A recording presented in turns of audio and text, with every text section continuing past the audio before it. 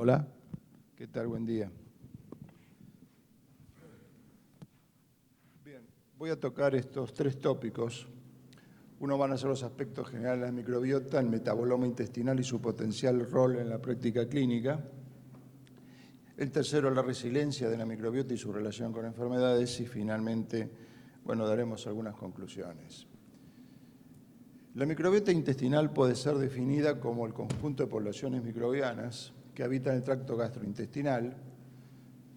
Pueden ser bacterias, hongos, arqueas, protozoarios y virus. El proyecto de microbioma humano solamente ha identificado el 30% de las bacterias y las funciones bacterianas no son del todo totalmente bien establecidas. Menos aún se sabe sobre los hongos, sobre las arqueas y sobre los protozoarios y virus. Esto no va. Sí, no, el puntero no marca. El órgano más intensamente colonizado es el intestino. Ahí está alojado el 70% de los microbios del cuerpo humano. Hoy se considera que la relación entre la microbiota y humano constituye lo que se conoce como superorganismo. Observen que hay una interrelación de millones de células, tanto de la microbiota como del humano, y la microbiota supera ampliamente, ya sea en el número de células como en el número de genes, a lo que el cuerpo humano presenta. Y existe una intensa relación entre ambos. Por un lado, en el momento de nacer y en los primeros años de la vida, nos da el estado de la inmunidad de la parte intestinal, y esto también, la parte intestinal modula a la microbiota. Por otra parte,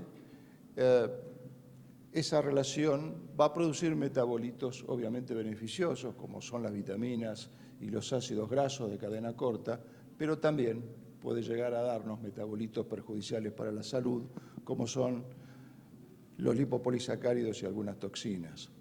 Es interesante considerar que la microbiota intestinal es una interfase entre lo que es el medio ambiente y la parte del huésped.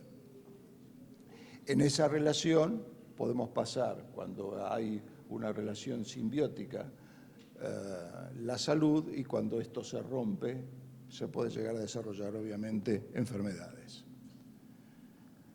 Hasta en la actualidad, el estudio de la microbiota intestinal se había centrado fundamentalmente en la amplificación de la PCR en la región 16 ribosómica. De esta manera uno puede identificar los distintos perfiles de bacterias que podemos encontrar en la microbiota. Pero en estos últimos años se ha desarrollado mucho lo que se conoce como las disciplinas ómicas, que son las que van a evaluar la secuenciación del RNA, la metoproteómica, que es la que va a evaluar las proteínas que esa microbiota va a producir, y la metabolómica, que para nosotros creemos que va a ser un tema muy importante para el futuro. Es así que si ustedes toman cualquier trabajo sobre microbiota de los últimos años, se van a observar que fundamentalmente está relacionado con el perfil de bacterias que tiene la enfermedad. Acá podemos ver qué lástima que esto no funciona. A ver si vos MS es esclerosis múltiple, y ustedes pueden ver con bacteroides. Ahí está. Hace el mouse, pero muy chiquito. ¿Lo hace el mouse? Bueno. Lo tiene que mantener apretado. Bueno, ok.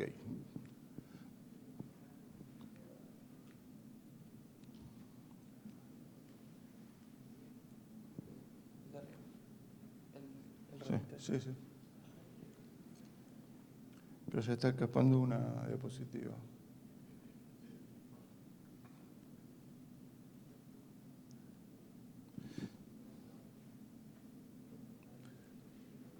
Bien, ustedes pueden ver en esclerosis múltiple, por ejemplo, ahora funciona, sí. En esclerosis múltiple, cómo el perfil está disminuido de los bacteroides con respecto al control, y en los firmicutes están incrementados en la esclerosis múltiple con respecto al control. Esto hay que tener mucho cuidado porque quizá la propia enfermedad también puede producir esto y no sea el causal, esta diversidad de las bacterias, sino que sea la enfermedad. Es decir, cuando uno analiza estos estudios hay que tener cierta precaución. Entonces, lo más interesante sería no tanto evaluar quiénes están ahí, que lo que está haciendo en los estudios con la amplificación de la PCR, sino qué es lo que están haciendo. Y dentro de lo que están haciendo, tal vez lo más importante esté centrado en lo que creemos que se va a venir, que es el estudio de la metabolómica. Entonces, vamos a analizar un poco qué es el metaboloma. Y el metaboloma refleja la interacción entre la microbiota intestinal y el huésped a través de sus metabolitos. Ya hay un concepto diferente. Los metabolitos resultantes otorgarían relevante información sobre el estado metabólico, tanto en condiciones fisiológicas como patológicas. Vamos a dar algunos ejemplos, porque el tiempo es bastante corto para desarrollar el tema. Pero observen qué importante, que lo estábamos discutiendo antes de la presentación. Acá tienen dos grupos de pacientes, uno con omnívoros y otros son los veganos, pero observen que a pesar de tener diferentes tipos de dieta, la diversidad es similar. No obstante, cuando uno va a buscar los metabolitos son diferentes, a pesar de tener una diversidad bacteriana similar. Este es un aspecto muy importante porque, como ustedes ven, abre un aspecto más amplio que el ir a buscar solamente esas bacterias. Y acá surge también el concepto de la interacción entre los metabolitos producidos por la microbiota intestinal y los metabolitos producidos por el huésped.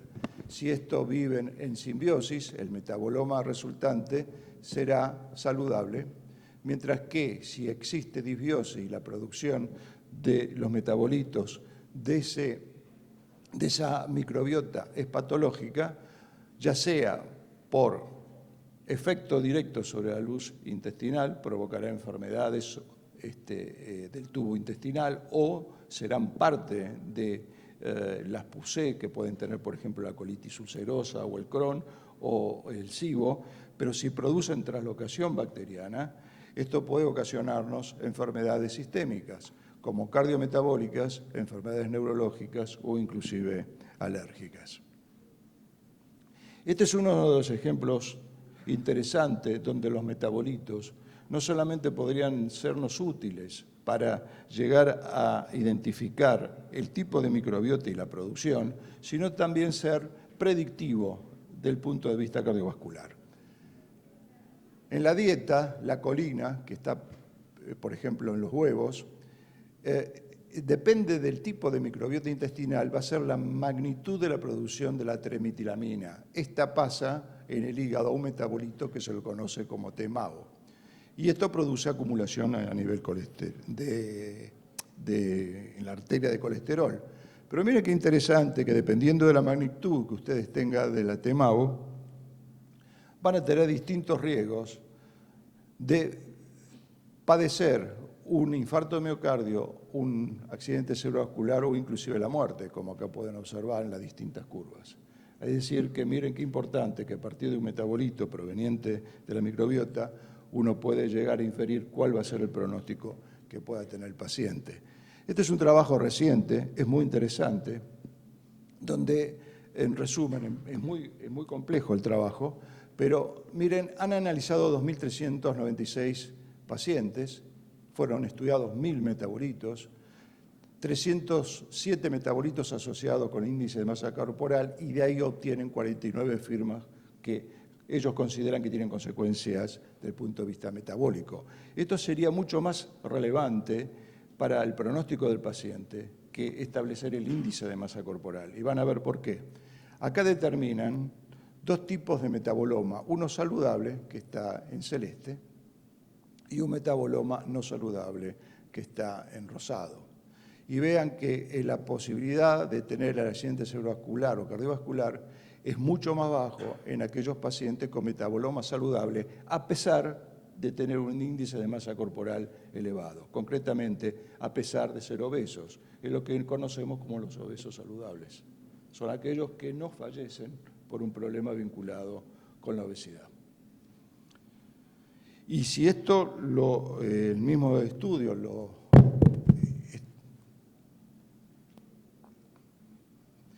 en el mismo estudio también demuestran que aquellos que recibían metaboloma saludable, el antecedente de tratamiento antihipertensivo prácticamente era nulo versus aquellos que tenían metaboloma no saludable.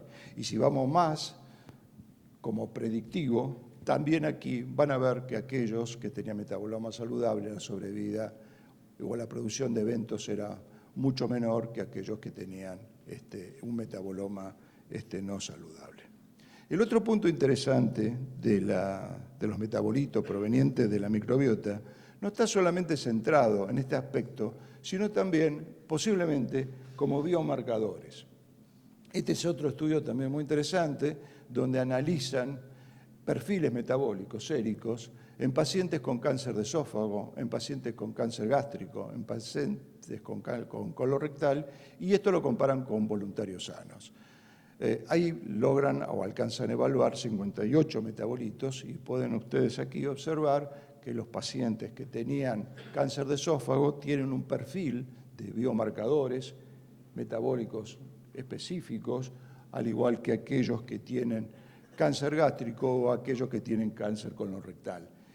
Y demuestran los autores que esto es más sensible y más específico que los marcadores tumorales de cáncer que nosotros habitualmente utilizamos o empleamos. Es decir, que posiblemente también los resultados metabólicos sean biomarcadores en el futuro para determinar también el cáncer.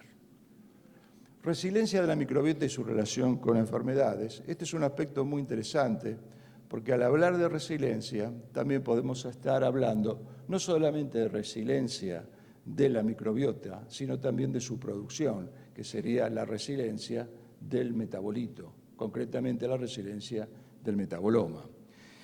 Para repasar la definición de resiliencia, es la cantidad de eventos adversos que recibe o estrés que recibe un sistema que puede tolerar antes de cambiar un estado hemostático, su estado hemostático, hacia un nuevo equilibrio con diferentes funciones o inclusive prestaciones. Es decir, cambiar también el metaboloma. Como ustedes seguramente saben, la interrelación microbiota y huésped es un estado dinámico que se establece durante obviamente toda la vida, teniendo momentos críticos en los extremos de la vida, donde la microbiota es más vulnerable. Uno podría partir de la siguiente premisa, que si tenemos una microbiota que es saludable, está en estado de neubiosis, y tenemos aquí una perturbación, que sería el estímulo patológico, y la resiliencia de esa microbiota es normal, vamos a adquirir nuevamente la microbiota que teníamos al principio. Esto puede ocurrir, por ejemplo, cuando tenemos un episodio por una diarrea con antibióticos o posterior a la preparación de una colonoscopía o inclusive la diarrea que puede presentarse del viajero. En cambio, si el paciente o si el sistema tiene una baja resiliencia y el estímulo patológico es muy intenso, puede ocurrir que entremos en disbiosis y que esta disbiosis tenga una elevada resiliencia. Este es el aspecto negativo de la resiliencia. El aspecto positivo de la resiliencia, obviamente, es volver al estado normal, pero acá se mantiene el estado disbiótico y esto potencialmente puede ocasionar enfermedades. No solamente, por ejemplo, la recurrencia por el Clostridium, que sería un ejemplo, sino también enfermedades sistémicas. Este es uno de los ejemplos de una microbiota adquirida en los primeros años de vida y que ha sido resiliente porque es patológica, con un metaboloma, digamos, también resiliente. Y vean ustedes que aquellos chicos que habían nacido por cesárea comparados con por vía vaginal, tienen la tendencia a tener mayor peso, y este estudio también ha sido demostrado por otro, con proyecciones en mayor tiempo, inclusive en la adolescencia, donde se extiende esa tendencia a tener más peso los que nacieron por vía por cesárea que por vía vaginal. Aquí también se presenta el tema de la resiliencia en el síndrome metabólico. Este es un grupo de pacientes que recibieron trasplante de materia fecal de personas delgadas y fueron evaluados a las 6 semanas, observándose un mejoramiento en la sensibilidad de la insulina, un incremento de la diversidad microbiana intestinal, pero cuando se proyecta esto en el tiempo, los pacientes vuelven a tener la misma condición que al comienzo. Esto es también la resiliencia enfocada de punto de vista patológico, porque se vuelve a adquirir la microbiota que era ocasional seguramente de síndrome metabólico y de obesidad. El otro punto muy interesante, y ya con esto finalizo, para que veamos la importancia que puede tener también el tema de los metabolitos y de la microbiota y cómo podemos modificar la resiliencia, es este estudio, que es muy interesante, es un estudio italiano, donde comparan 3 grupos de pacientes. Lo vamos nosotros a agrupar por un tema de tiempo y de análisis, porque no cambia mucho la cosa. Es un grupo con obesidad en control, y el otro son 2 grupos que han sido sometidos a cirugía bariátrica. Al fin del estudio o del procedimiento, los pacientes que habían bajado de peso, obviamente por la cirugía bariátrica, presentaban una microbiota ya distinta que aquellos que eran el grupo control. Pero lo más interesante es que cuando se hace el trasplante de la materia fecal de los que habían recibido la cirugía bariátrica y que habían modificado obviamente su microbiota a ratones libres de gérmenes, estos ratones no se convierten en obesos, mientras que la que no recibió el ratón se convierte en obeso. Esto también indica que la bariátrica no solamente tiene un efecto mecánico, sino también que afecta a la microbiota. Y esta es otra forma de cómo explicar que un estado resiliente, patológico, con un estímulo muy importante, que es el cambio anatómico ocasionado por la bariátrica, altera la microbiota intestinal. Conclusiones, entonces. La microbiota intestinal es un complejo microsistema que interactúa metabólicamente con metabolitos del huésped. Este es un nuevo concepto. Si está en simbiosis, bueno, la cosa va muy bien. Factores externos como internos pueden alterar la estabilidad de la microbiota y ocasionar enfermedad. Algunas enfermedades se asocian con la identificación de grupos bacterianos específicos, esto como le mostré con la esclerosis múltiple, pero hay muchos ejemplos, infinitos ejemplos sobre esto. Creo que dentro de las publicaciones médicas, microbiota es lo que más se ha llevado en los últimos años. Los metabolitos relacionados con la microbiota intestinal podrían ser potenciales biomarcadores clínicos de diagnóstico y pronóstico en diferentes tipos de enfermedades. Lo hemos visto en las enfermedades cardiovasculares, lo hemos visto como biomarcadores potenciales en la parte de identificación de tumores. Algunas enfermedades estarían asociadas con alteraciones en la producción de proteínas y metabolitos más que con la depresión de ciertos microbios. Esto también es interesante. No alcanza con estudiar solamente el perfil que tiene de bacterias, sino cuál es la producción. Y finalmente, la identificación de estos metabolitos y quiénes los producen abre nuevas perspectivas terapéuticas, utilización de prebióticos, probióticos, simbióticos, antibióticos, trasplantes, etcétera, etcétera. Muchas gracias.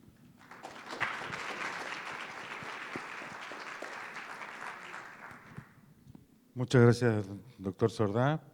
Bueno, tratamos de influir en la microbiota modular.